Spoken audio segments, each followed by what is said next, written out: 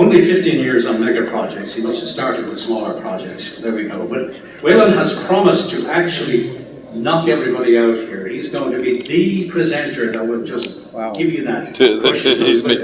So, that'll teach you to tell me something about what you're going to do. No pressure, huh? So, in any event, I'm going to welcome Waylon up from sCurve Solutions. Has anyone taken your microphone? Monica, can we get a microphone up here, Bubble? Somebody will come on.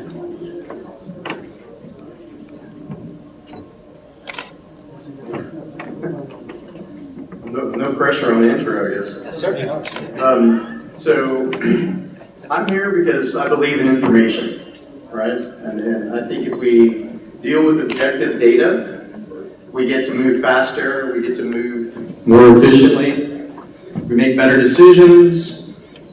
But I guess I'm also here in front of a room of technical people and engineers to talk about psychology, because we have a lot of experience that suggests that objective data is actually pretty hard to come by for a number of reasons, and it's pretty hard to get people to use it for a number of reasons.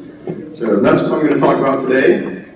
And at the end, we'll talk a little bit about what sCurve does. As my colleague said, that I have to be able to, at some point in this conversation, tell you all that I'm hungry and I've got 3 kids in college and we need to work. So save that for the end. Just real quick, these companies, everybody recognizes the names. These are all companies that are platform companies that deal in information. They're the five of the largest companies in the world. And you look at their market cap and you understand how integral handling information successfully is to their market share, their capex, the people that invest in their companies. And when we handle information, we do it a lot like this, all right? So this is a typical org chart structure that we have in our industry. And I think this structure is really well suited for implementing decisions or executing decisions, but it's really poorly structured for getting the information and gathering the information that you use to make decisions or to report or forecast things that project controls folks are really interested in. So, as I promised on the psychology, we're going to talk about a few books and a study and try to bring that home to some of the examples that could benefit us, I think, as leaders and everybody in the room. Just be aware of how we're handling information and what we're doing with it. So this is a great book. I don't know who in the room has had the pleasure to read it. Wisdom of Crowds. So there are 3 really interesting stories in this book. One covers the Challenger explosion, one covers the Columbia explosion. And in both of those cases, what happened is small groups failed. So Challenger blew up basically because of an O-ring that could have been identified with a good quality program. They failed to identify that, and the Challenger blew up. The Columbia blew up on re-entry, missing a foam tile that was meant, much more complicated than foam, but meant to be a heat shield. The crew aboard the Columbia never knew that piece was missing and that it was dangerous for it to be missing before they re-entered the atmosphere and blew up. Also in the book, there's a story about the Scorpion, which is a submarine that went down, and it was a hunter-killer submarine, so the location of it was not really well known. And they had a naval guy, and he assembled a captain, assembled a small team of people, kept them separated, provided everybody the same set of data, and then used Bayes' theorem to aggregate their views of where that submarine was going to be, and ended up within about 500 meters of it. So small groups work for some things, as long as we keep the information separate and independent. Otherwise, we kind of fall into a little bit of groupthink, and really what we get is one consensus view, and we often reach that consensus view too early. So for forecasting and reporting, that's bad. We really want independent data, and we want to keep the data independent and honest, and we don't want to put our views on that data until we get a chance to really get all of it. I don't know who here is familiar with this fellow. Stanley Milgram. He did experiments at Yale in the 1960s. And essentially what these experiments were designed to do was examine the degree to which normal German soldiers were at fault for following the orders that led to the Holocaust. And how Milgram constructed his study was basically set it up as a fake learning experiment where 2 people came in, they drew straws, but one person always worked with them. And so the idea was you would read a set of words to the other participants, and then they would respond back. You'd read the whole set, 30 words, 30 pairs of words, And at the end, they had to read those back. So you would read one word, you would prompt them, and they would tell you what the word was. And when they were wrong, you'd shock them. Little electric shocks. The shocks were fake, but the person administering the shocks didn't know that. And so the real test was, how far would that person go shocking people in that experiment, just at the behest of some person in a lab coat that seemed to have some legitimate authority in that experiment. So there were 30 shocks from 375, from 30 volts up to 450 volts. 375 was labeled severe shock, and that's important because please continue, teacher. The last 8 shocks, the person that was receiving the shock was unresponsive. So you shocked them, and you shocked them, and it got worse and worse, and they screamed and they hollered. And then for the last 8 shocks, they were silent. And still 65% of the people that participated administered the last 8 shocks to a person they should have thought was dead. Here, 375 volts. I think something's happened to that fellow in there. I don't get no answer. He was hollering with less voltage. Can't you check in and see if he's all right, please? Not once we've started. Please continue, teacher. Cool, day, shade, water, cave. Answer, please. Are you all right in there? Are you all right? Please continue, teacher. What do you want, I keep giving him shocks? Continue, I'm please. up to 390. Continue, please. Something's happened to that man in there. Nice one, gold, dollar necklace, moon, paint. Something's happened to that man in there. You better check in on him, sir. He won't answer me or nothing. Please continue. Go on, please. You accept all the responsibility? The responsibility is mine, correct. Please go on. Gold, dollar, necklace, moon, paint. Answer, please. Are you all right? 405 volts. The answer is moon. Next one, heart, stone, head, bread, work. Answer, please. The answer is head, 420 volts. Next one, wet, night, grass, duck, cloth. The answer is duck, 435 volts. It says danger, severe shock here, an XX on the next one. Continue, please. 435 volts.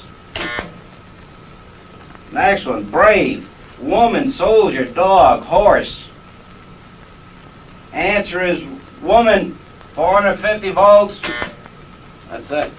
Now continue using the last switch on the board, please. The 450 switch for each wrong answer. Continue, please. I'm not getting no answer. Please continue. The next word is white. But you think you should look in on him, please? Not once we've started the But experiment. what if something's happened to the man, had an attack or something there? The experiment requires that we continue. Go on, please. Don't the man's health mean anything? Whether the learner likes it or not, we But he must... might be dead in there. I mean, some people can't take the shock, sir. Please I mean, continue. I don't tend to be rude, but I mean, I think you should look in on him.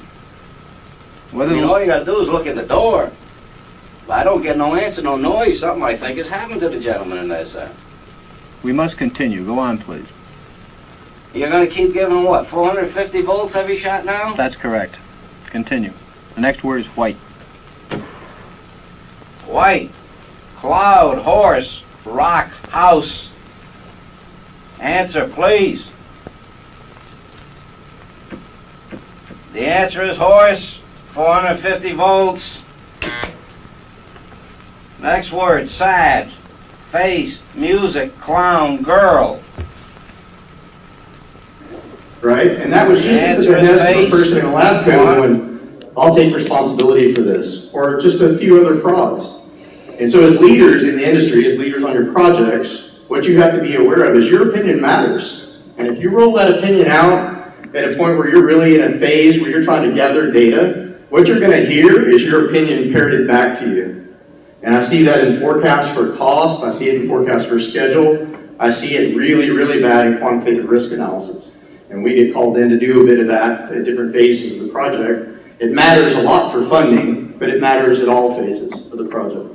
So you really have to guard against sort of letting the cat out of the bag about what your view is too quick. And you know, the traditional organization is set up to kind of do what you want it to do. And so if you let out too early what you want, that's what you'll hear back, and you'll drop out important information in that process. So these are some of the common psychological biases. We see loss aversion, I think, most clearly in LNG with the repeated lump sum contracts, right? So everybody thinks the lump sum contract gives them certainty. We've talked and heard several times this morning how it's not really certainty. It's a certain floor, but it's not a certain price. And I think to get a better idea of the price, you want to cast your net a little wider on the information. Anchoring bias. I've got an old colleague from ConocoPhillips present. And we were really bad about some point early FEL 0 or 1, somebody would roll out a cost and a schedule, and it was really hard to get that cost or that schedule to move as you approached FID, irrespective of the fact that your scope may have changed, may have gotten bigger. The schedule really needed to move, it doesn't. So the end date would stay the same, the budget would stay too much the same compared to the scope change, and then you miss. And so that part of the overruns that we experience as an industry are really associated with that. They're really associated with anchoring, and confirmation bias is the thing we just discussed. So as people know what our opinions of things ought to be, they'll seek out information that support those opinions, and they'll ignore other bits of information that might be valuable for putting together the forecast or figuring out where you're really going to be when you finish your project. So just a couple of quotes here. So conflict is super important. You have to be tolerant of people that have a different viewpoint than you as a leader. If you're not, you're not going to hear that viewpoint. And sometimes it's wrong, sometimes it's right, sometimes it's somewhere in the middle, and there's a bit of truth that you need to deal with, and maybe the conclusion is wrong, but the fact is right. So you just have to create an environment where you're really interested in hearing everything that you need to hear all the time to make these types of decisions, but make good project decisions, put together good forecasts. It's all about really gathering all the information you can and dealing with it in a very objective way. So these are, I took a course at Rice recently, and they threw this slide up for us. Any number of these inadequate or available insufficient resources, any number of these things are associated with some of what you lose from a performance standpoint if you're not really handling information well and honestly. It was kind of interesting to hear Miles talk earlier and relate handling data well to the HR sort of side of things and being able to match up people's needs with project needs or company needs. So I think we're all getting a little bit more focused on data, but we just have to get a little more comfortable with casting the net wide enough. So the title of our presentation was Reversing the Flow. And so what I sort of mean is rather than having this, which is sort of the traditional organizational pyramid, we kind of put the leader at the bottom, right? At the bottom of the filter, where we're having all the information that's needed to make a good decision enter that filter, and then you get to consider it all. Where the other way, you should drop out things just as a function of gravity or organizational impetus or any number of other things. Oops, sorry.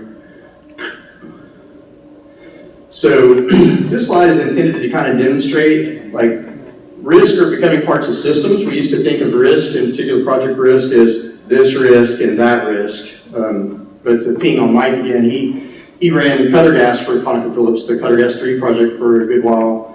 And we had issues with productivity, and we had issues with available resources for commissioning and startup. But if your productivity risk triggered, and you were a little bit late with your work, and you were trying to hold your end date, then you're exaggerating the risk that you have around available resources for startup and commissioning. So the risk work is a system, and we've kind of developed some modeling that lets us model things more as a system rather than independent risk, and early indications are that it gets us better answers around what your distribution of finishes and budgets look like, rather than the traditional sort of modeling and maybe where you model costs separately than schedule. We kind of bundle those things up now, and we use multiplicative impacts of risk that model the risk more like systems rather than independent events. So Super Forecasting is a great book. Talks about anchoring a lot. I think the most encouraging thing in the book is it lays out things that we can all do to be better forecasters, and it supports a lot of what I'm talking about in terms of the way that we would handle data. The nice thing about the book is it's based on objective data. So Philip Tetlock is the person that made the phrase that experts are about as accurate as a dart-throwing chimpanzee famous, but then did 20 years of research, and out of his 20 years of research, he was able to identify handfuls of people that were actually very good forecasters. And what did those folks do? Well, they took in as much data as they could to make a forecast or a decision, and then they considered new information and adjusted the forecast, and then did that again and again, and so it was a kind of a constant loop. It's what we try to do in project controls, but a lot of times we're really trying to pull data in that supports a particular message, rather than looking at all the information that we have. I'm doing some work on a project in Australia right now that has several $1 billion of claims going back and forth. And the interesting thing is you can go back to a point of the project and you can see that the project, well, the whole module program was laid. All of the foundations were laid at site. And yet the progress was, they were on progress and on plan. And you say, well, how can you be behind in all 4 mod yards from a progress standpoint? You haven't started mechanical work at site, you're behind all 4 mod yards, but you're on plan. Well, they're not on plan. They're saying they're on plan when they're not. And part of that is the responsibility of the people that handle the data, but part of it's a leadership issue. And so we all have to do a bit better job at taking some ownership and making those numbers real. It's really plain as day from looking at the information that I've had, where they were headed, and yet they weren't producing a forecast that was realistic. So internally within sCurve, we've got a team of people that have worked together at different points in our careers, different places. I think we all have more than 20 years experience.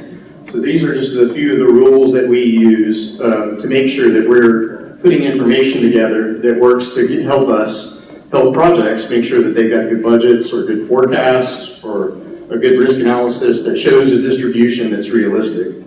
If you start out an LNG project in FEL1 and you do quantitative risk analysis and your distribution is 6 months wide, I say you're a little bit narrow. So you need to go back to the drawing board and look at that. So that narrowness comes as you advance your project and you have a better idea of where things head. But early in the project, there's enough variability in the outcome for LNG that if it's that narrow, you should really sort of question where you're at.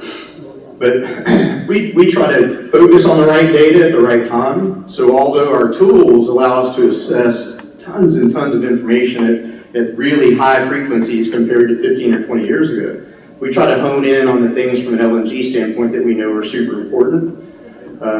When we go through risk identification, we really try to talk to everybody that we can. It's not unusual for us to do 60 or 80 individual interviews of a couple hours long to try to get the information from people. And invariably, in those interviews, I find risks that aren't in the risk register. I typically find something in the schedule that needs to be modeled a different way, the logic changed. I find sometimes that there's scope from outside of the project. The Freeport guys are talking about using power off the grid, and there's some places that they make that choice. I think Intex made that choice to use power off the grid. The power supply was late. They had some challenges there. So when you use that external power, that's part of your project now. So you got to kind of look at that as part of the assessment. If you're on time in a vacuum and you don't have power to run the plant, it doesn't really matter that you're on time. So your investors aren't going to care and your buyers aren't going to care. So we try to drive consistency in those things that we look at. And so what we found is if we focus on the right things and we do that consistently, the information quality around those things improves. It really improves. And then selection of the team, as Miles mentioned earlier, the selection of the team is really important. Right now we have a wealth of people out there that have good LNG experience, and I still run across a lot of projects that have folks staff on the project that don't have any. And you sort of have to wonder, with everybody that we have in the market that has that experience, why would you choose to put people on the project that didn't?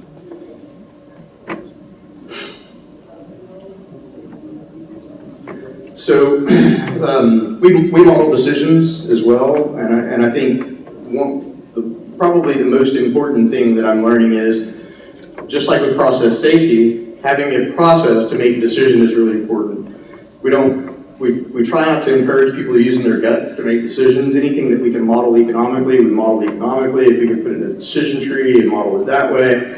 However we can model it, what ends up happening is we force the overlay of a process on that decision, and we find that we improve the decision quality a lot. And you know, from the standpoint of diversity, it also helps improve your decision quality if you do get a diverse array of opinion in the room. So you don't try to gather the people that you think agree with you. You get everybody and let everybody have a little bit of a say, and it seems to help a lot in terms of your decision quality. I want to talk just a little bit about some of the things that we do that are a little bit different. I've been through a lot of benchmarking exercises. Early in my career, I wasn't really savvy enough to ask the right questions, but now I ask good questions. And so when somebody says to me, well, we have 30 benchmarks for LNG, and you know, I'm working on Mozambique LNG, and I sort of say, really? So out of the 30 benchmarks you have, how many of those are in Africa? And they say, 4. And I go, well, how many of those are in Mozambique? And they say, 0. And I said, well, that makes a difference, right? So some things benchmark really well, equipment costs, those types of things, but execution, not so much. And general benchmarks are maybe useful for the bankers, but for project folk, not, you know, those aren't the kinds of things that we should be using. So when somebody comes and they say, from FID to first cargo is 55 months. But if you build down in the Niger Delta, you've got 18 months of site prep to do. And if you build in Qatar, you have 3. And it's not the same project because of that. And so maybe a better benchmark would be something like first structural concrete to first cargo, something like that. And so the benchmarks need to be dialed around, especially for schedule. And when we do that, we'll find that they're a lot more informative.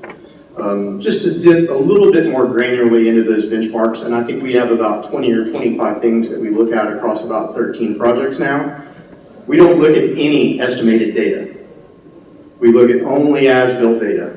And because of that, we don't have as much data as other people have, but we're getting there. But I guess what I would say is, you know, if you look at INPEX or Gorgon and they funded 25 billion and finish at 40 or 50 billion, you don't really want to benchmark them using their estimates. You want to benchmark them using their actual finish. I think INPEX started the same time that we started Australia Pacific LNG, both around May, June, July 2011. We had a cargo first week of January of 2016. They had a cargo in October of 2018. So a little bit of difference, just a little bit.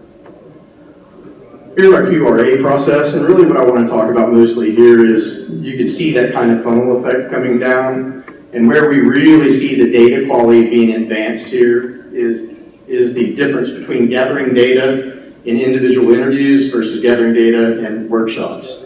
From a project standpoint, it's really more disruptive and more hours for your project teams to have the workshop. And if I put 30 people in a workshop, 8 hours long, I've spent 240 hours. I do 100 hours of interviews, you know, 100 people, an hour each. I've used 100 hours of my time, but I've only used 100 hours of your team's time. I get way, way better data one way than the other.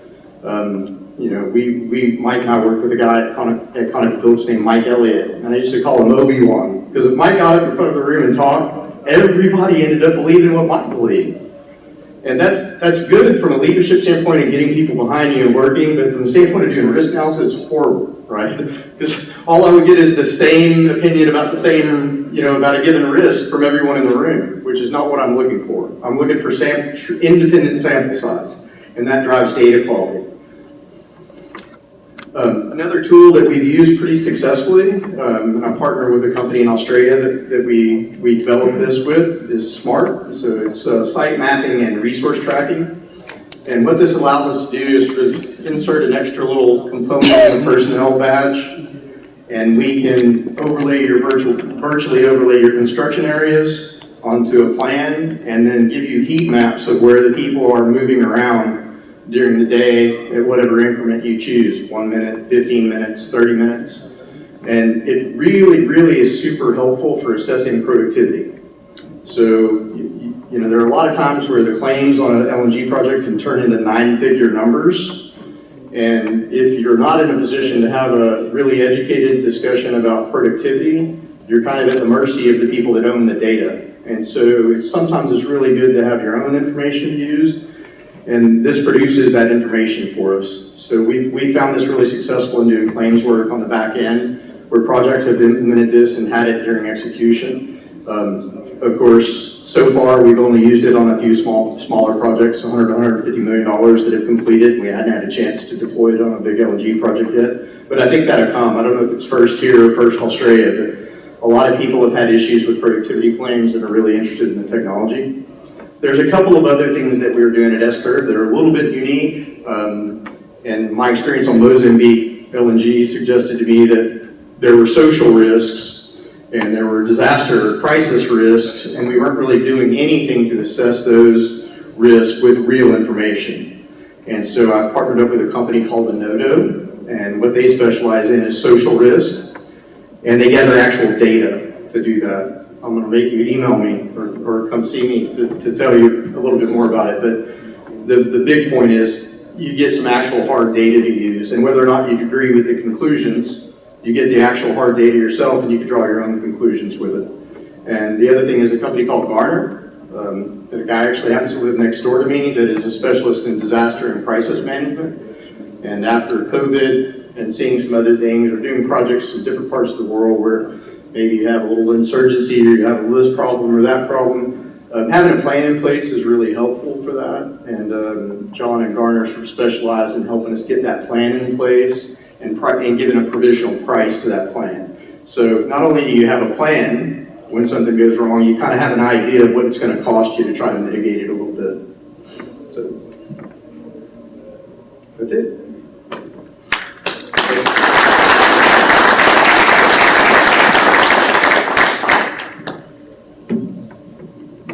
That was very sudden end. Obviously, That's the end. as the end as it goes.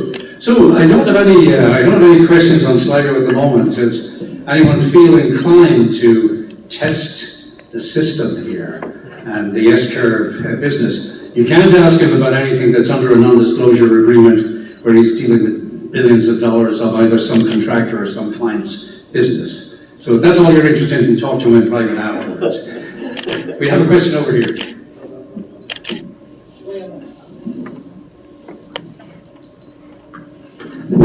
There we go.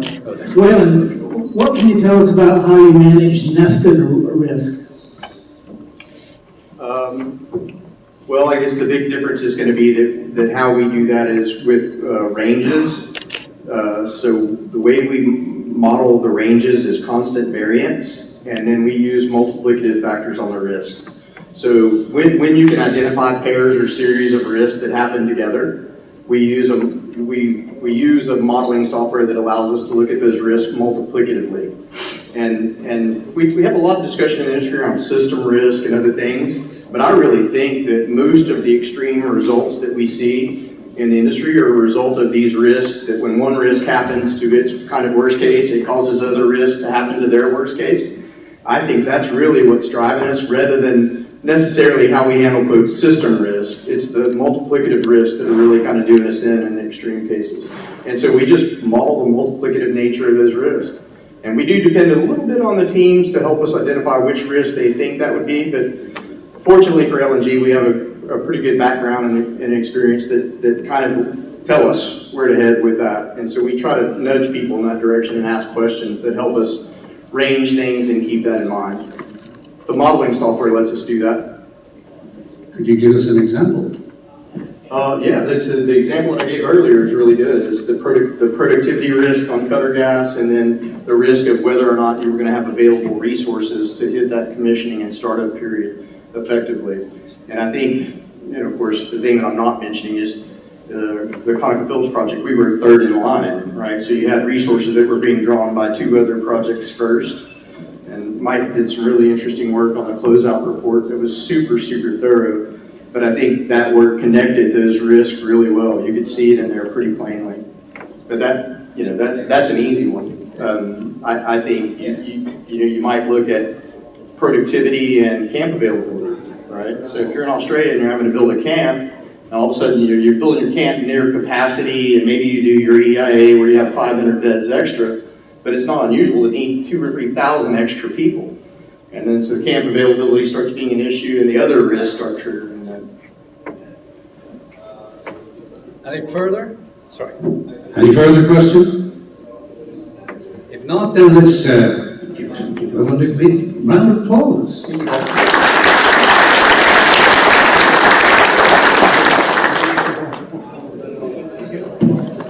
Stereo. Yeah. Good job. Okay. Was it? Testing your mind.